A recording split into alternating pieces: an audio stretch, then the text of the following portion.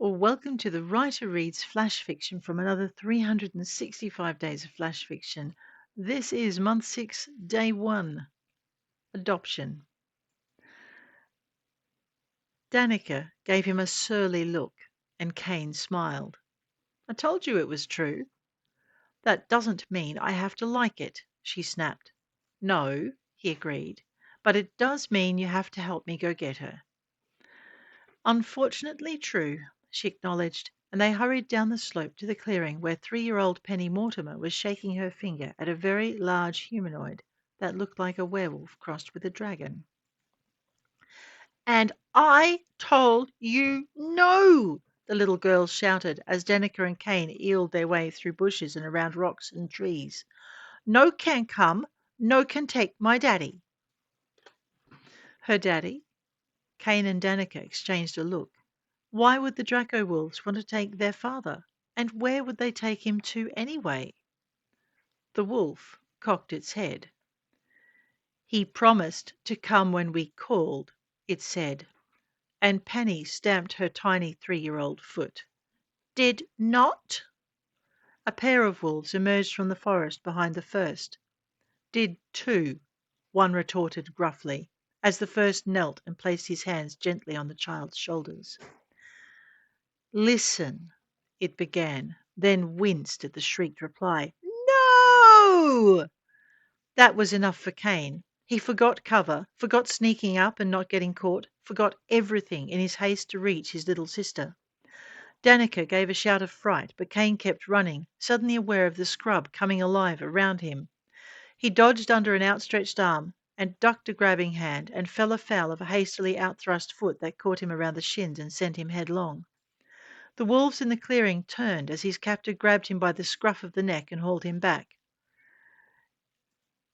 You might as well come out of cover, Hugo. You know why we've come. The hand on Kane's collar loosened, shaking him gently before letting him go, and his father sighed. Foliage rustled as Hugo set his son aside and stepped forward.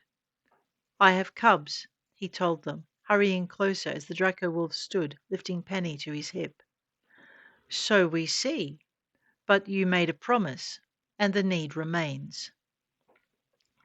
Kane watched his father bow his head. At least let me say goodbye.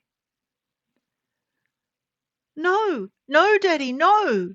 Penny hammered the wolf's chest with her fist and was about to do so again when the creature caught her hand and trapped it gently against his armor.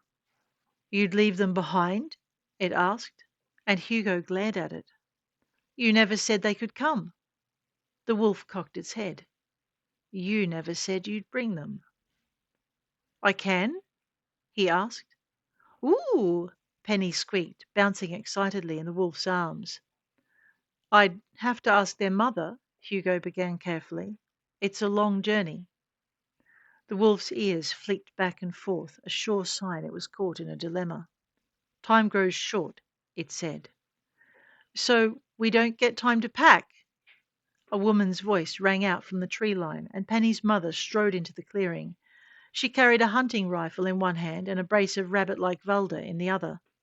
The wolf's ears flattened to either side. We can provide your needs, it began, but Penny's mother wasn't done, shaking her finger at the wolf in a very familiar gesture. Favorite toys? Books? Clothing? She demanded. The wolf looked at Hugo, then over at where Danica had joined Kane, and then down at the bundle in his arms, before returning to the woman. I can give you a galactic standard hour, he told her, and we would need landing permissions at the colony field. Given. Sanderson, the colony leader, emerged, no doubt alerted to the crisis by the comms carried by Hugo's companions. Done, Penny's mother exclaimed, then approached, her look becoming uncertain as she bundled the Valda into the hand holding the rifle and held out her newly freed palm. Can I have my daughter back now? She needs to pack. The wolf cocked its head, then set Penny onto her feet. She is pack, he reassured her family, as are all of you. We will collect you in an hour.